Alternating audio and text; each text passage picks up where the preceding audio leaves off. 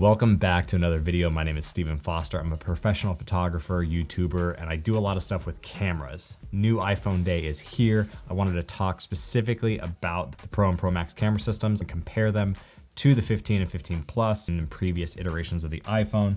And I'll let you know at the end which phone I plan on picking up. And if you're not yet subscribed to this channel, I would love it if you do. I have a Substack, I have a Twitter, X thing, whatever. You guys can all go find that down below. There are three things that I took away from the new Pro and Pro Max camera systems that are worth looking at. The first one is on the main sensor of the camera. This was that 24mm full frame equivalent that has a 48 megapixel sensor, which was already there in the 14 or 14 Pro. I really like this sensor. I really loved this camera package on the iPhone 14. It's taken some of my favorite photos that I've ever taken on a phone. It was a huge upgrade from previous iterations of the camera on the iPhone. And looking at this new option now where you can take a photo at a 24, 28, or 35mm crop, I feel like this is the iPhone trying to speak to me again, trying to woo me again, because I would love to take photos at 35mm. It's my favorite focal length. It's the focal length I use here in the studio for these videos, the focal length I shoot with the most out in the world. A little bit curious to know what that optical formula looks like, if it's a combination of turning off lens corrections or doing lens corrections differently. I'm going to make sure that I find out for you all and report back here,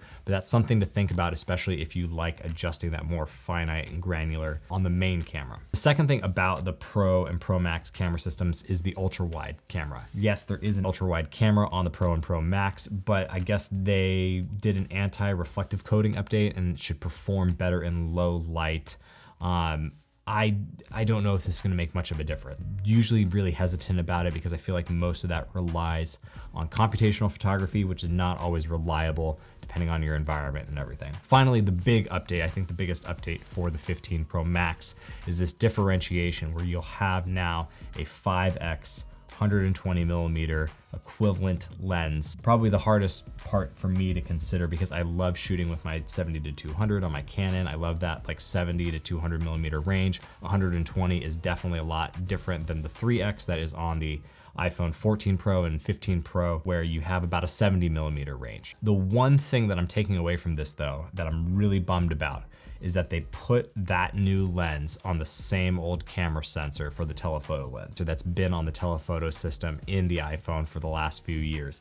That to me is a huge bummer because that's one of the drawbacks of me not using the 3x system that's already on the iPhone 14 Pro that I currently have. My guess is they'll also update that 120mm telephoto lens to have the 48 megapixel sensor, but for me, having that old sensor with a new lens is not enough for me to consider the Max, at least by itself. Let's talk about the comparison between the iPhone 15 and 15 Plus to the Pro series, the Pro and the Pro Max. The first thing in regards to camera systems that you should care about is that there's no telephoto system on the 15 or 15 Plus. What that means is you will not get that 3x that's on the Pro or the 5x that is on the Pro Max now. And there will be no macro mode on the ultra wide as well, which I feel like, I don't know if that's a part of the optical formula that's actually in the hardware or if that's mostly software. It just seems like kind of a whiff. Seems kind of weird, I don't know.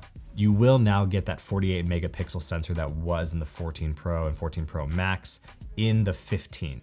That's a huge leap for people who are gonna buy the baseline iPhone 15 or 15 Plus. And in fact, seeing that sensor on that camera and also seeing things like the dynamic island now made me start thinking like, maybe I should just pick up an iPhone 15. I've never watched a keynote going, oh, I shouldn't buy the Pro or the Pro Max. I shouldn't buy the top of line device. Why am I feeling like I should just buy the 15? This was such a weird keynote. The biggest drawback for me with the iPhone 14 Pro and also the 14 Pro Max was the weight. I did not like the stainless steel body. It was almost 15% heavier than any other iPhone I'd ever used. That was just enough. It was just enough to be annoying. I often found myself throwing the iPhone 14 Pro in my backpack, and then I would end up missing shots, end up missing photography opportunities because my phone is in my backpack because it's just like a little too heavy. So I do like that the 15 and the 15 Pro are both lighter than the 14 Pro was. And the same is true for the Plus and the Max series. Like both of those now are far